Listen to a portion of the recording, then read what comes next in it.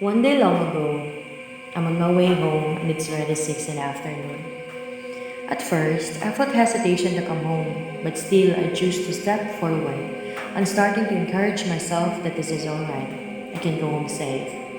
So while walking very silent, silence that even my footsteps I cannot hear, I saw a familiar back, and I know it's a person. That is why without hesitation, I walked faster towards that person. I were about to utter words, but to my surprise, he faced me with a shady look. I saw my grandfather, the brother-in-law of my original grandmother, my mother's side, walking alone while handed a plastic bag. In my curiosity and willingness to know what is it all about, I did force myself to just keep shut, not until notice of where we are. We are about to finally pass the most scariest phase of our destination, just arrive home.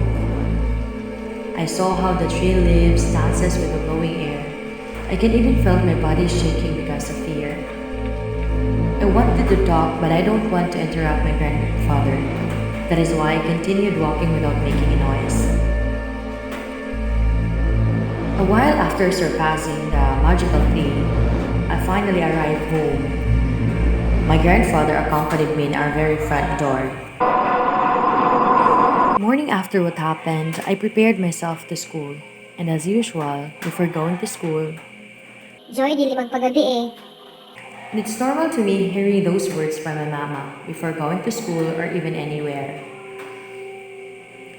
That day is a kind of very short day, and because of chaotic schedule for our projects, expect that I can arrive home again late. I don't know, but I can again sense of what I felt last time I got home late.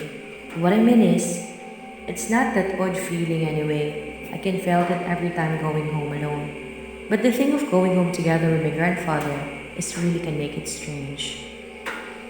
I cannot stop myself to look after and after it's our room clock, and it's already 5:30 p.m.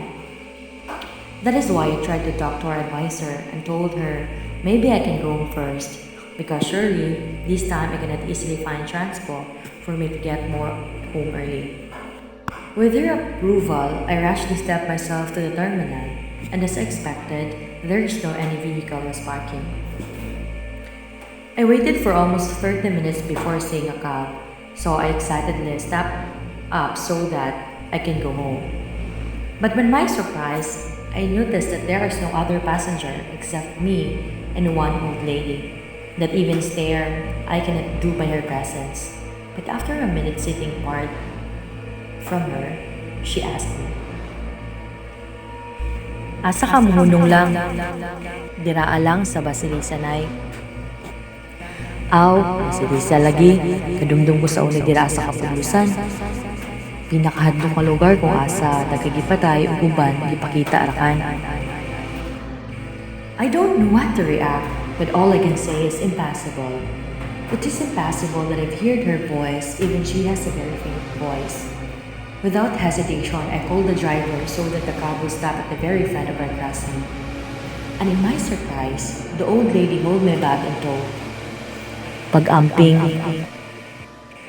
I stopped myself for almost a minute before facing our crossing with a shaky hands and starting to make a plan of how can I go home not to think those words from an old lady. I get very nervous that time while holding my bag. I prayed first before entering our very frightful crossing, and because the clouds are gloomy and dark, it makes the place very dim as a room without windows and lights.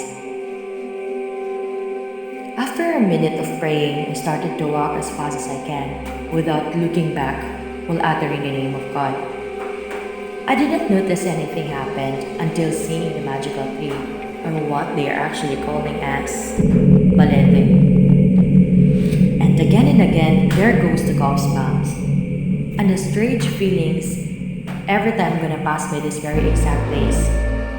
While looking from afar, I saw something in my peripheral vision, which I can clearly conclude that this isn't normal. I'm seeing a person. No, not a person, but the three shadows walking slowly towards me. All I can feel is fear. I wanted to shout. I wanted to run, but my mind isn't cooperating.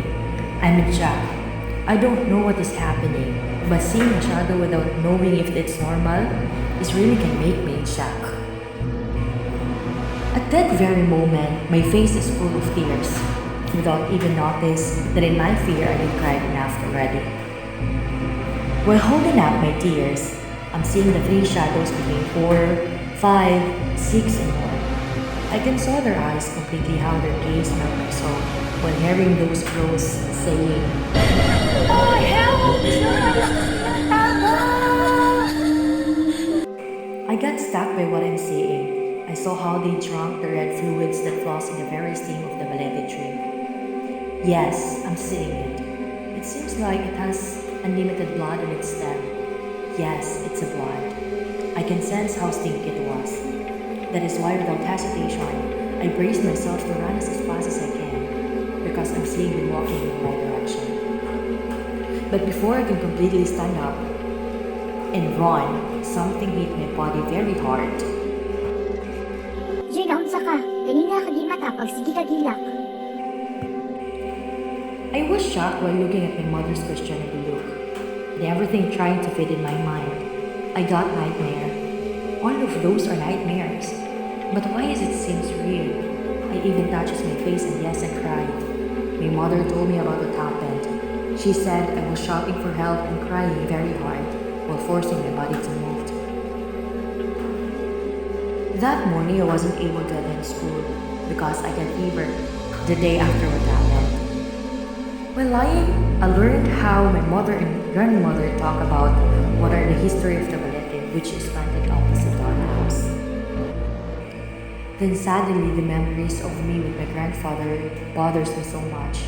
So I did ask my mother about that and she answered me. Oo, kauban na kanimo si tatay tulog gabi eh. Gihatod kaniya kagabi na daw. Everything wasn't clear in my mind. That happens last before coming home late and met an old lady. I told my mama about what happened from the very morning until seeing the old lady in the cab and seeing three shadows walking towards me. All she said, we need to go for healer. Healer told me about what happened. She even told me the details in my nightmares and said, "You've been together since the day you met your tatay." In my curiosity, I did ask the healer what is she talking about. Kadtong isa yung tatay, kadtong isa yung nino, o kadtong isa nga nakita yung masakyanan ang ikatulungan ninyo. Joy, isakyan ka dira sa inyong balete, tulog ka adlaw sa pasato, naakadari akan. And everything fits in my mind.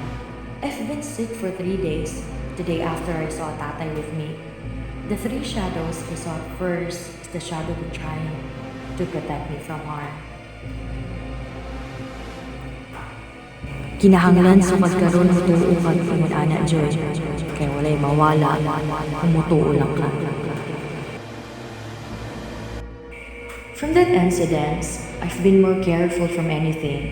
I believed in supernatural, which healers, dwarves, nymphs are truly existing. And that balete, or magical tree in my term, isn't normal. I also believe that human isn't the only living in the world. So we should always be matched and more responsible in anything we do so that we can attack them